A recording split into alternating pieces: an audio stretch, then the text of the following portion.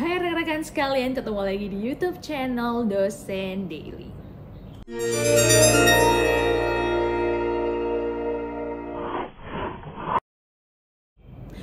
Oke, udah cukup lama ya kayaknya nggak bikin video karena memang kesibukan yang pada akhirnya emang harus cari-cari waktu, sela-sela waktu untuk bikin konten baru karena memang ternyata udah banyak banget pertanyaan yang masuk baik di DM Instagram maupun di komen-komen YouTube. Itu banyak banget pertanyaan dan memang topiknya cukup beda dari yang pernah saya sampaikan. Jadi teman-teman jangan lupa di like, komen, dan share YouTube channel Dosen Daily, terutama buat teman-teman yang tertarik dengan dunia perdosenan ataupun tentang program studi yang sedang saya ajar, yaitu di desain interior, khususnya di Universitas Trisakti.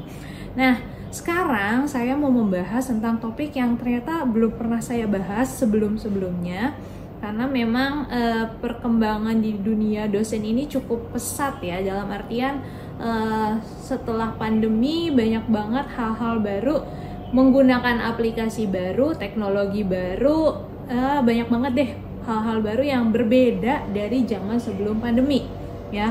Bahkan dari sisi akreditasi, sistem audit mutu internal di program studi maupun di fakultas, itu banyak hal-hal yang berbeda dibandingkan dulu sebelum pandemi. Nah, jadi nih mumpung saya lagi di ruangan tempat saya mengajar di Universitas Trisakti, jadi saya mau share dari pertanyaan salah satu temen yang baru aja masuk DM Instagramnya di Instagram saya @chacoffee, CHACOFFEE. Nah, pertanyaannya ini tentang kebetulan dia baru mau jadi dosen, masih menempuh studi S2 Magister. Nah, yang ditanyakan adalah, Kak, boleh nggak jelasin tentang aplikasi Sister?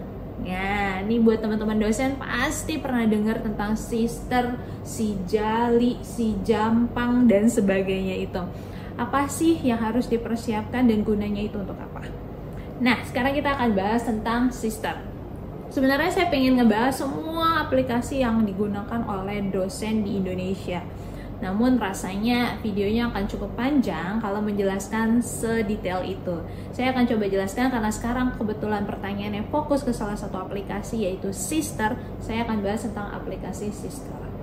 Sister itu salah satu aplikasi, saya lupa kepanjangannya ya, tapi Sister itu adalah aplikasi yang sudah cukup lama dibandingkan dengan aplikasi-aplikasi atau bilangnya bukan aplikasi kali ya, lebih ke website yang sudah lama digunakan dibandingkan dengan website lainnya.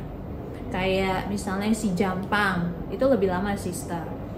Kemudian ada SIP KD, SIP BKD, itu juga Sister udah lebih dulu.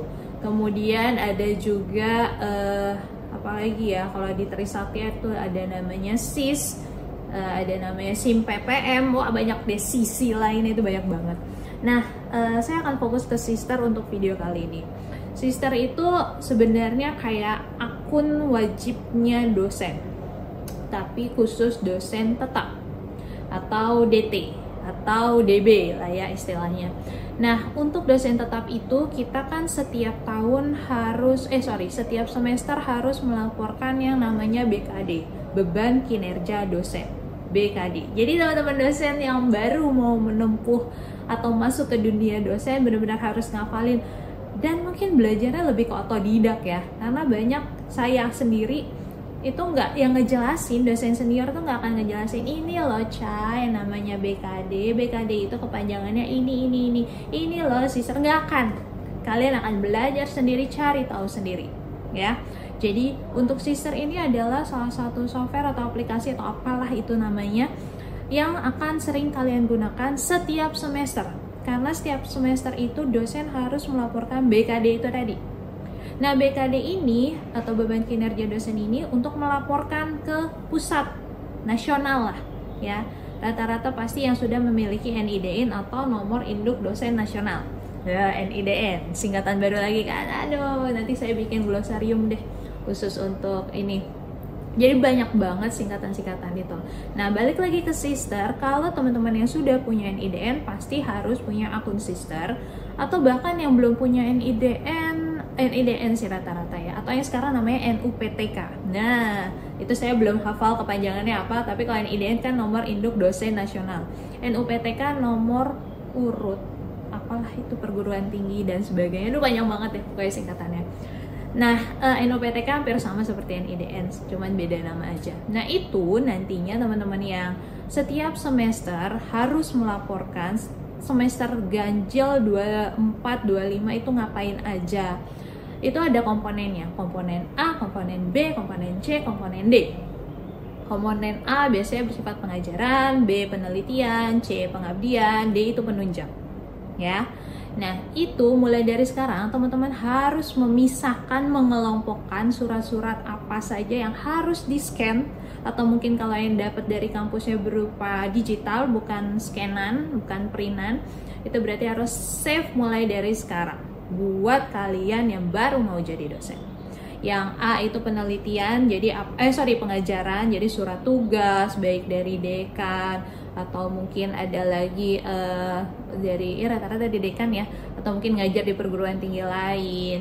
Kemudian pembimbing mahasiswa untuk tesis, skripsi, kemudian ya seperti itulah ya rata-rata yang bersifat pembelajaran itu di A. Apa yang harus disiapkan? Tentunya adalah scan surat tugas atau mungkin ada SK rektor atau apalah gitu ya yang berhubungan dengan itu. Kemudian poin B, penelitian. Nah, penelitian tidak hanya surat tugas, tidak hanya SK atau surat tugas dekan, melainkan juga harus ada soft file dari luaran publikasi kalian. Misalnya jurnal, kalian nulis jurnal nih. Nah, di jurnal itu kan ada cover, kemudian ada dewan redaksinya, ada daftar isinya. Nah, itu semua harus di-scan, urut, kemudian masuk ke konten kalian, misalnya konten tulisan artikel kalian. Ada di halaman 10 sampai 20. Nah, itu harus di-scan, di-merge jadi satu file PDF sampai dengan daftar pustakanya. Ya, jadi itu yang harus dipersiapkan untuk poin B, penelitian. Poin B apakah hanya jurnal? Tidak. Bisa juga sertifikat saat presentasi seminar nasional, kemudian proceeding, kemudian banyak ya.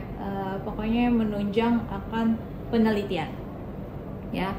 Tidak hanya jurnal. Yang kemudian C, poin C itu adalah pengabdian.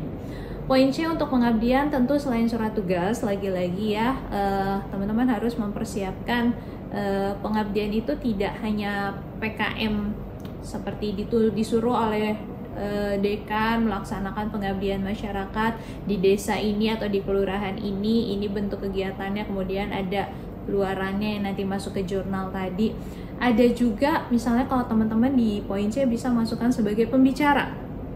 Misalnya saya contoh beberapa kali pernah diminta menjadi pembicara oleh kampus Gunadarma atau kampus lainnya.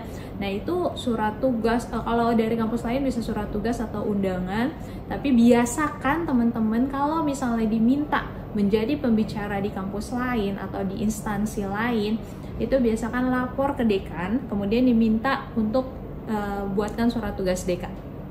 Karena walaupun mungkin kalian ngerasa nggak perlu, yang perlu adalah undangan dari perguruan tinggi itu, tapi surat tugas dekan itu kadang diminta.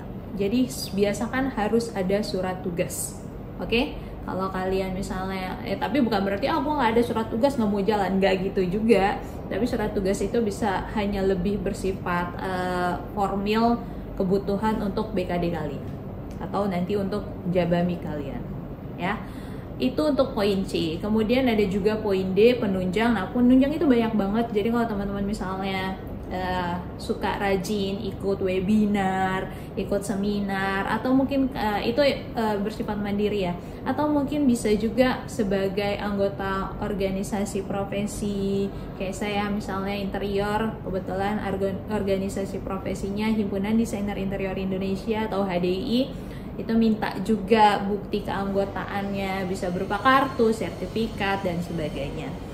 Ya, penunjang itu banyak ya, kepanitiaan baik di dalam perguruan tinggi maupun di luar perguruan tinggi itu juga bisa. Nah, itu bisa dimasukkan ke poin D. Jadi kalau ditanya sister itu untuk apa? Untuk merangkum itu semua. Tiap semester, kemudian di compile, nanti dilaporkan di laporan BKD. Kemudian ada juga untuk selain untuk BKD biasanya apa ya, saya agak lupa. Jabamik. Nah, Jabamik itu nanti dari sister akan ditarik semuanya data yang pernah kalian submit atau diupload ke aplikasi yang lain, yang itu namanya si Jampang. Itu si Jampang nanti akan saya jelaskan di tahapan lainnya. Jadi kalau teman-teman tanya apa aja yang harus disiapkan, tentunya surat tugas, bukti-bukti kinerja teman-teman tiap semester harus disimpan. Dan kalau sudah di-upload di sister, biasanya kemana-mana itu gampang. Dan kalian enak sudah punya database sendiri di sister itu. Selain itu nanti di sister ada yang namanya profil itu nanti kalian lengkapi, ada KTP, NPWP, kartu keluarga, ada nggak ya, lupa, nama suami atau nama istri itu juga biasanya diminta, suami atau istri kerjanya apa itu perlu dituliskan ya, lebih seputar itu deh. Dan satu lagi, misalnya kalau kalian pernah kerja di instansi di luar perguruan tinggi, nah itu ada buktinya, itu ada juga bagian kolomnya, pokoknya itu lebih kayak sosial media kita deh. Jadi buat teman-teman yang baru, kalau bertanya apa itu sister, apa aja yang harus dipersiapkan, itu tadi mudah-mudahan menjawab. Dan sekali lagi, tidak hanya sister, akan banyak sekali, tapi untuk kesempatan kali ini, di video kali ini, mudah-mudahan apa saja yang harus dipersiapkan untuk mengupload sister itu sudah cukup menjelaskan. Oke, terima kasih, mudah-mudahan menjawab pertanyaan yang tadi di DM Instagram. Senang, semoga teman-teman khususnya yang bertanya seputar aplikasi sister ini bisa survive di dunia perdosenan yang cukup rumit namun menyenangkan. Kalau buat teman-teman yang senang, pasti harusnya menyenangkan. Oke? Mungkin jangan lupa di like, comment, dan subscribe YouTube channel Dosen Daily, dan boleh tulis di kolom komentar apa yang ingin ditanyakan lagi. Dan mungkin buat teman-teman yang sudah lebih senior dari saya, udah lebih fasih menggunakan sister, boleh Kak bisa buat ini juga tahu, boleh komen aja di kolom komentar supaya membantu teman-teman yang lain yang memang ada yang terlewat yang belum saya jelaskan. Terima kasih, wassalamualaikum warahmatullahi wabarakatuh, bye bye.